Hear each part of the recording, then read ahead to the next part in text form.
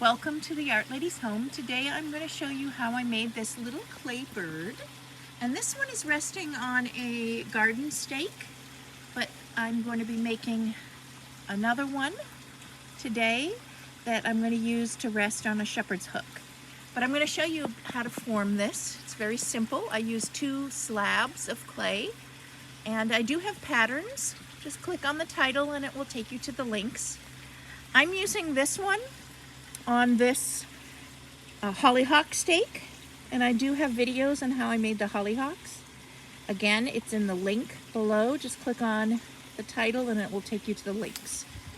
Here's a close-up of the bird, and he is about 3.5 inches from the tail to the beak, and I use him on top of a plant stake that I have in the garden, and I'm going to show you how I make him.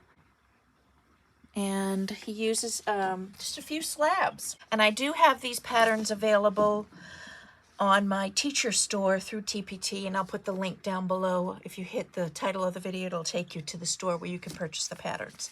And I have other clay patterns there as well. But first off, you trace your pattern, because here we have flat slabs and we want to make this rounded. So I want to start gently moving the edge, this edge, to the inside. So I'm cupping this, forming a circular shape.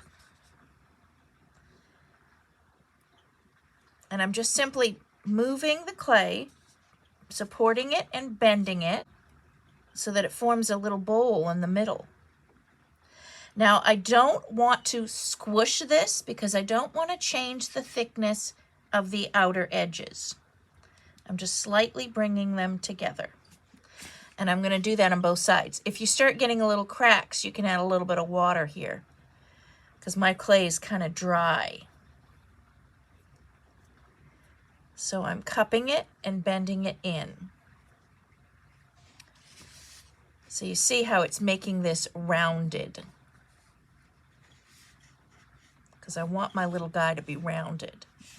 So I'm doing that on both sides, just bending in the clay.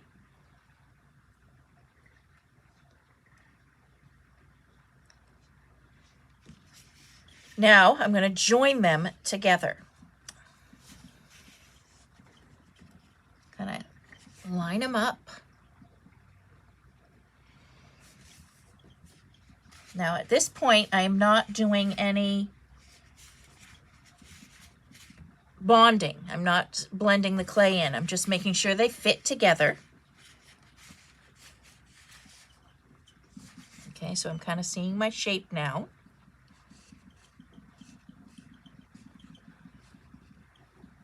The tail, I'm not curving in. I'm keeping it pretty flat. Okay, so now what I'm going to do is I'm going to scratch up the inside a little bit here, this thickness. And this is a 5/8 inch thick clay right here that I have. So I'm just going to scratch this up. So let's look at closely. You can see it's a little dish on the inside. It's formed some walls. So I'm scratching this up here. I'm not going to do the bottom because that's going to be left opened. You can do in between the tail here, the flat part of the tail. See how that doesn't have the hole? The tail's going to come together. Now I'm going to add a little bit of slip, which is clay that's been watered down, and it acts as a glue. It helps bond this together. And you can do this with clay that has dried up a bit once you've rolled your slabs out, or you could do it with very soft clay. It doesn't really matter. Either way is fine. Because he's so small, the structure's not going to be weakened by soft clay. Mine is a little bit stiffer clay. I've rolled it out a few days ago and I just had it wrapped in plastic. And so I'm going to put the slip on both sides. And now I'm going to go ahead and put the 2 pieces together. pressing them together, lining them up.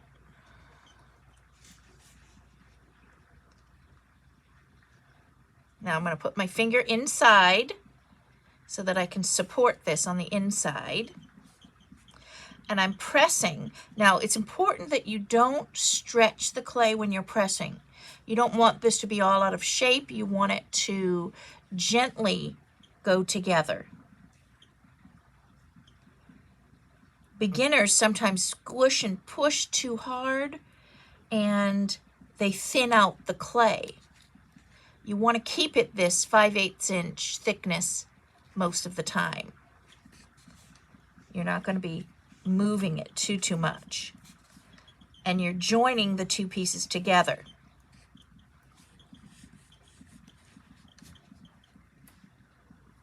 So my pressure is on each finger, the thumb and this finger, and I'm bringing it in and together. And then any seam, you can see how the slip is kind of coming out, but you want to be careful that you're not changing and distorting the shapes. So now I'm going to support the inside with my finger as I give it a little push here.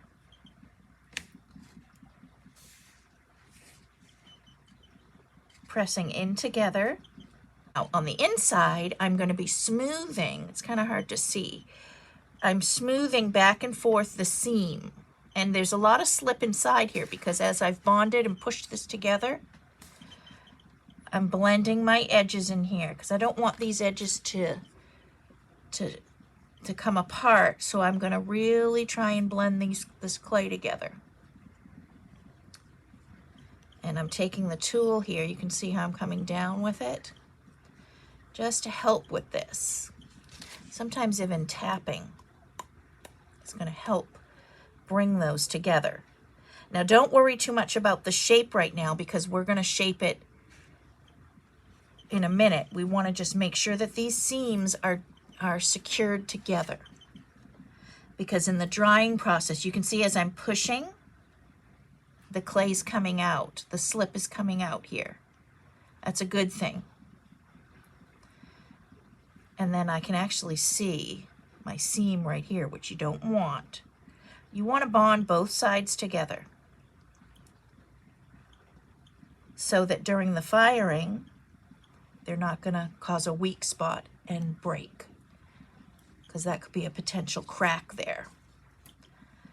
So I'm moving the clay in one direction this way. This is helping blend, but I can still feel that seam a little bit. So the seams are really important that you get together. Now I'm going to blend in here. You can see as I push, and it's a gentle push. If you're pushing too hard, you're just going to crush the whole thing.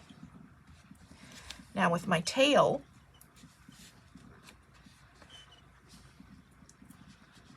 I'm just going to kind of push it together in here.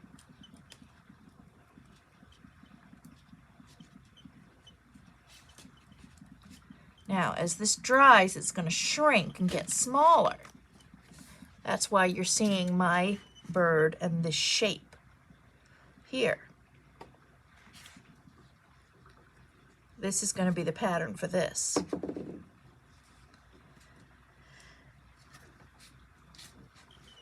And this clay that I'm using is a mid-range fire clay, and it shrinks, I believe, like between 11 and 13%. So my things got pretty small. So I'm blending in the seams, all seams.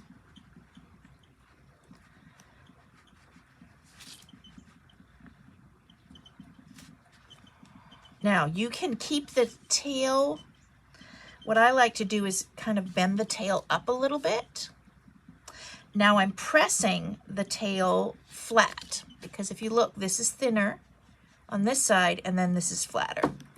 So I'm going to tap. By tapping the clay, you can move it without really, you can see my seam a little bit in here. Move it and bond those molecules together so that they all become one. And then tap with flat things, even this ruler or a paddle. This helps push that clay together.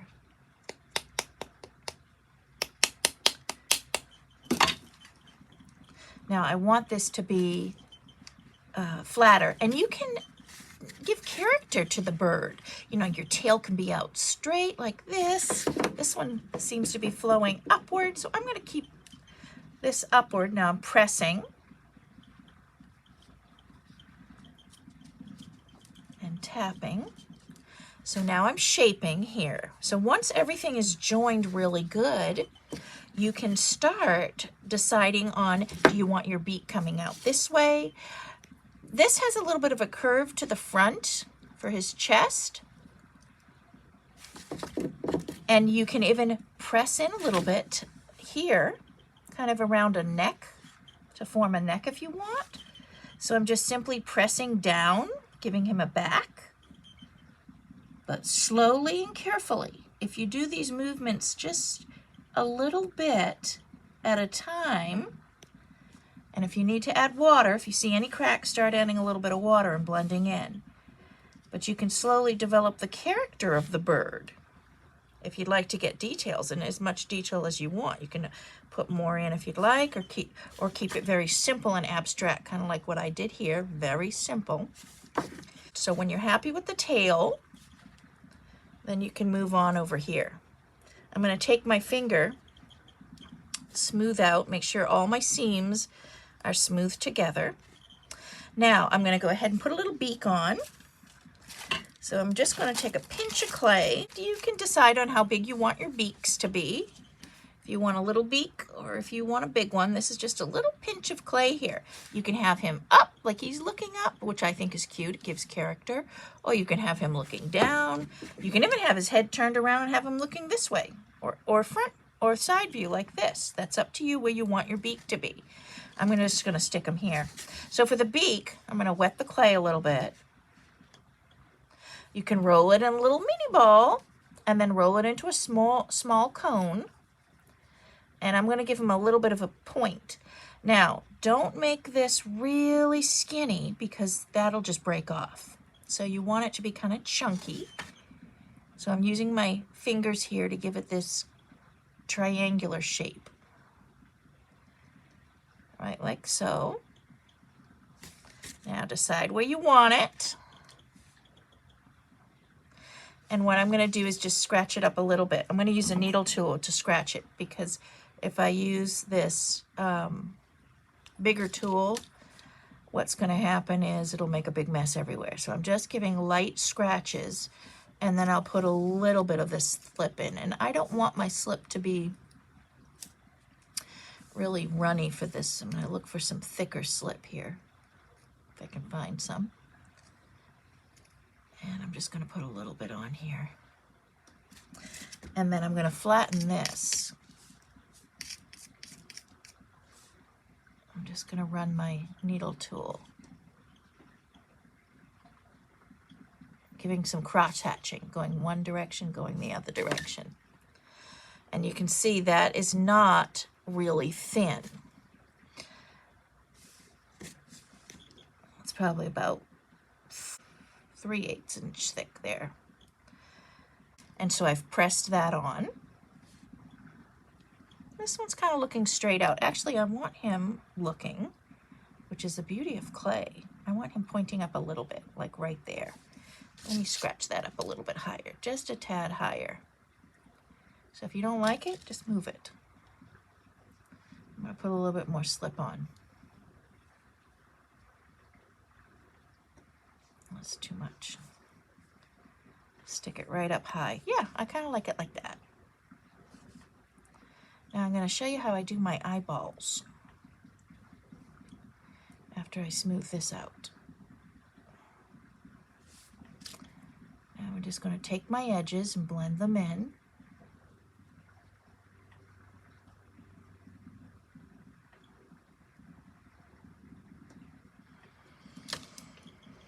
Now, what I do with the eyes,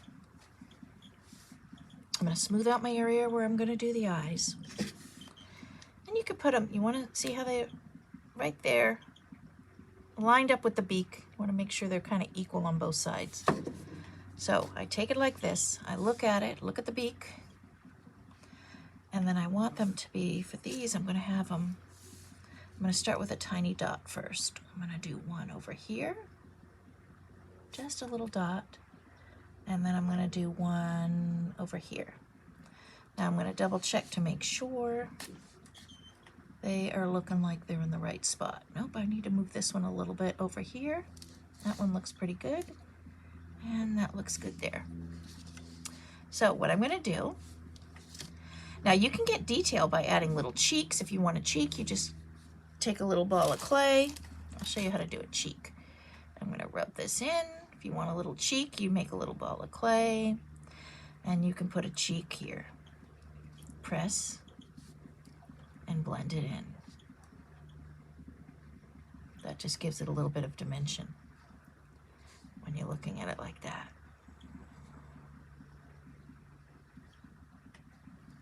I'll do the same for the other side. Take a little pinch of clay, roll it in a small ball. I really should put a little water on here. Directly below the eye, give it a little press and blend it in. So as far as detail goes, you can just keep on adding detail to this bird once you have it made. It's up to you. But right now, what I'm going to do is show you how I do the eyes now.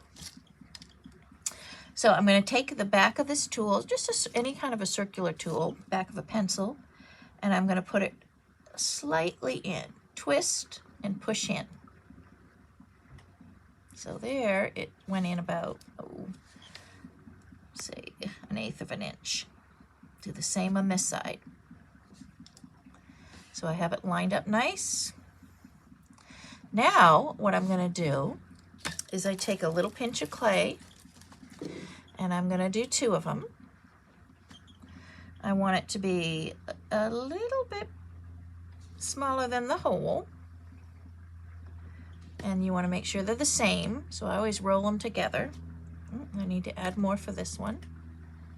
So I have 2 little pinches of clay rolled in balls. Now I'm going to make a mini cone on the bottom of one. These are really tiny. See how it sticks down a little bit? Like so. Let me show you on here what it looks like. And you want them to be the same size. Okay, so now what I'm going to do, see if I can get a pencil, real small, push in, because that's where this little tube is going to go in, this little point. Looks like an ice cream cone. So that'll go in there. Same thing on this side.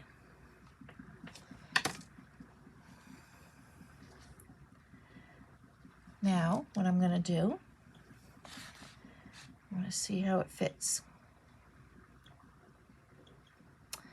Okay, so I want to cut it off a little bit because it's a little bit too long. I'm going to make it a little bit smaller. I want it to go in there. Now, I'm going to make this opening a little bit bigger. So I'm going to take a bigger tool and just round the eye socket. Then I'm going to put my tube in right there. So a little bit bigger, I'm rounding that eye socket. Pushing this in. Now, this will fit in there nicely, the little ice cream cone shape. And I think that this will be big enough. Now what I'm going to do is put a little bit of slip. Now I want the slip to go all the way into that hole because I don't want a little air pocket there. So I'm just pushing that in. And then I'm taking my little eye. I want to make sure that this is nice and smooth and perfect right here. I'm going to clean up my hands a little bit. I don't want any crumbs on my... And now I'm just going to simply slide this in and give it a little tap. Now I want to clean up any of the excessive slip. And I'm doing a soft bristle brush. And I'm just going to clean up this area and give it a little push. But I don't want to smash the eyeball. Just give it a little push.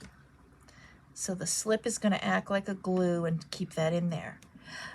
I like doing my eyes this way because then if I paint the bird's eye a black, which I usually do, then the glaze has a little place to pool around here, and then I don't get drippy tears all down the side if it runs a little. So I'm gonna do the same, make sure, test how it fits, and then I'm gonna go ahead, put a little slip inside, get a little bit of slip in that pocket. Just stick it in here with this tool.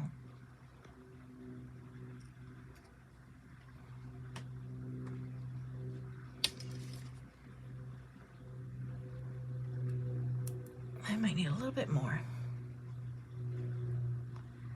Just a hair more. So that fits in.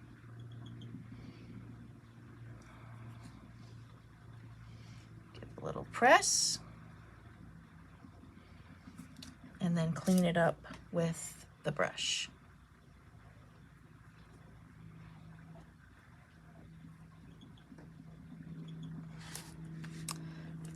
And then, if you want to make him a little bit fatter, see how I have him kind of bulging out here? So I'm just going to take my finger and press here a little bit to give him some width. I'm going to rub some, he's starting to dry out now. So I'm going to rub a little bit of water on him. Rub a little water here and have him coming out a little bit. Now for the wing, I just simply pressed on some clay, kind of in a triangle shape for both sides. So I take a little piece of clay, I'm going to take a little triangle shape, and again, if you want to use my pattern, I have patterns for this on, it's tpt.com, the Art Ladies store. Okay, so I have the little triangle shapes for the wings. Make them the same, approximate same size here.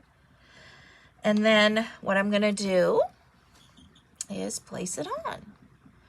Decide, and then I'm going to look. I like holding it like this before I actually attach it. I'm going to have it a little bit lower, I think, like so. And then I'm going to do the same on this side. Then I double check the height here to make sure they match. I check it this way and then look around. Okay, it looks like they're matching. So I'm going to give it a little bit of slip behind here, just so that I don't have a pocket of air. I don't want to chance anything blowing or cracking. And I'm not going to score this because I just wet the surface a little bit because I'm going to be pressing with the tool. Now double check again. You can see one is not the same height. So I'm going to move them so that they are the same height. And do I like it there? I'm going to move it down a little bit lower and form it like that. Same thing with this one on this side.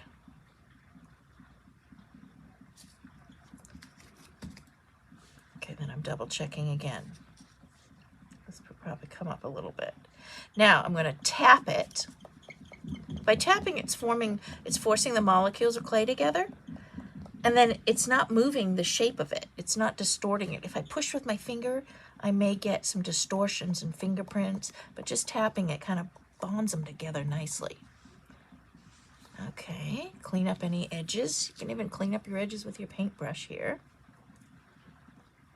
Double check. Now, I'm going to blend this in a little bit right here because this wasn't quite blended in here. There.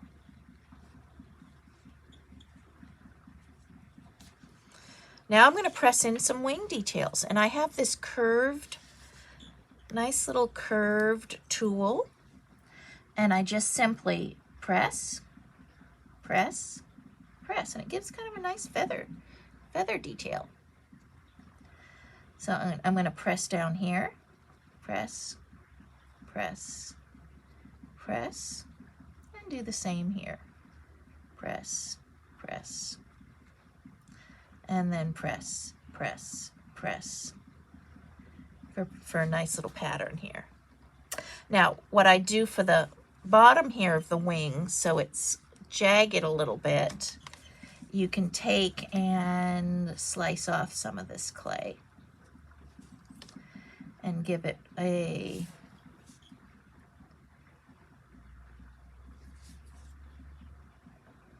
little variegated edge.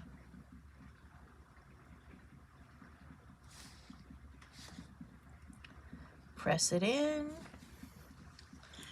and then you can even shape up in here too. If you don't like some of this, pull it off. I'm going to give it more of a triangular shape, and then I'm doing the same here for these edges,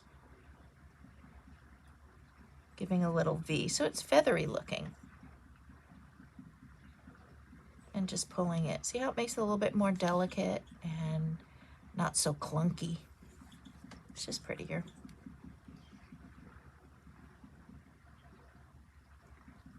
I'm careful not to slice into the main body.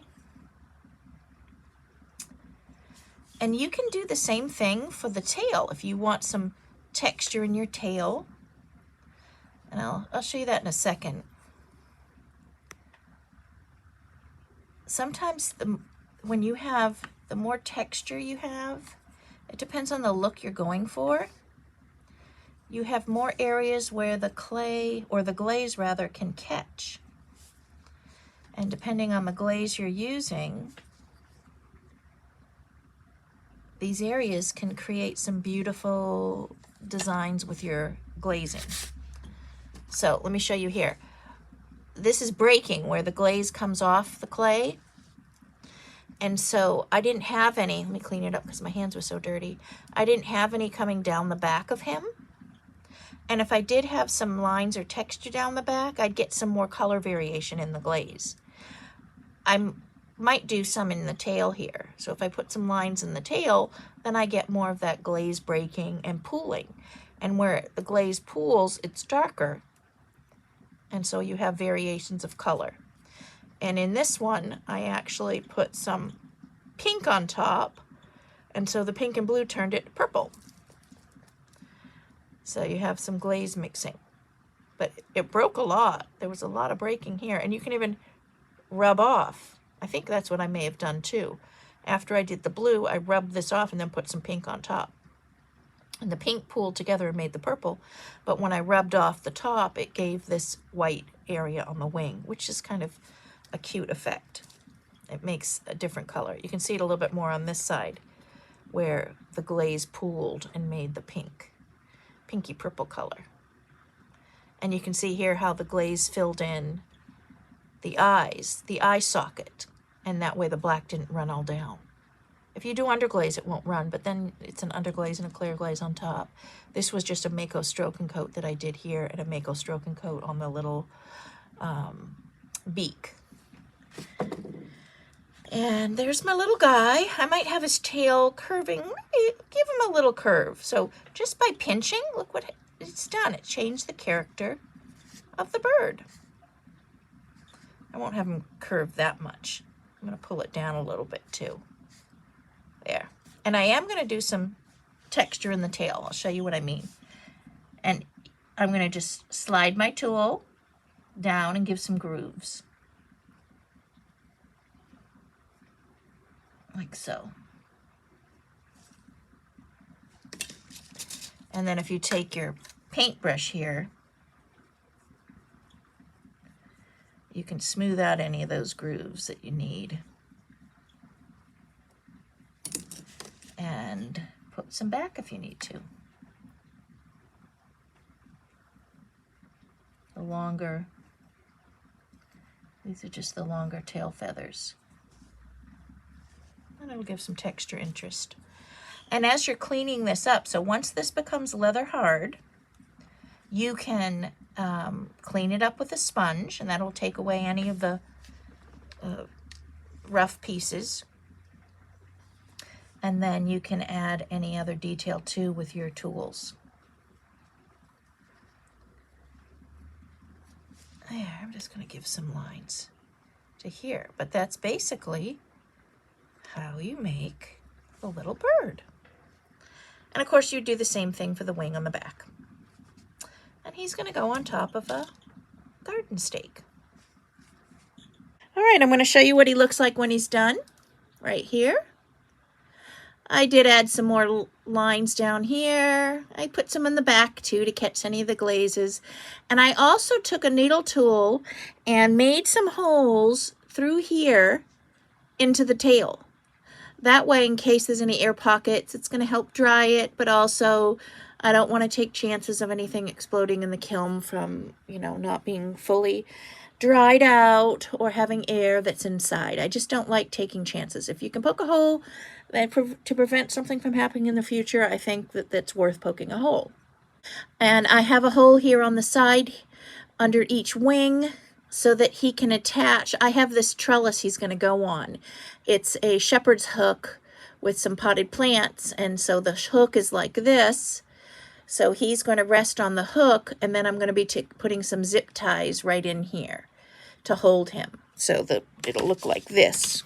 Here's the rounded shepherd's hook, and then my zip tie will come through here and around to the other side, and I'll pull tight so he can rest on it.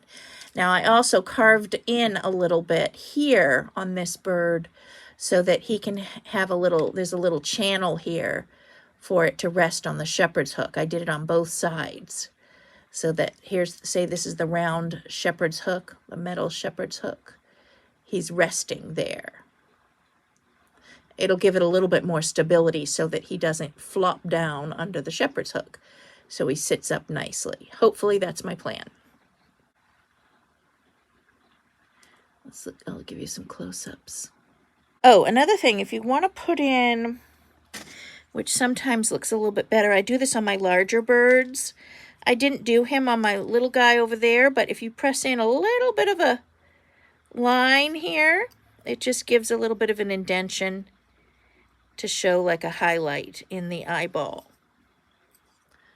I'll put it on this side too. It's a little dry, so mine's cracking, but it makes a little bit of a indentation. And if you really want to get nitpicky, you can paint in there white and then do your black around it as the highlight. But that's up to you. But like I said, I like to do this on bigger birds. Here, he's just so small, I just left the black on it. And this will be probably approximately the same size once they shrink.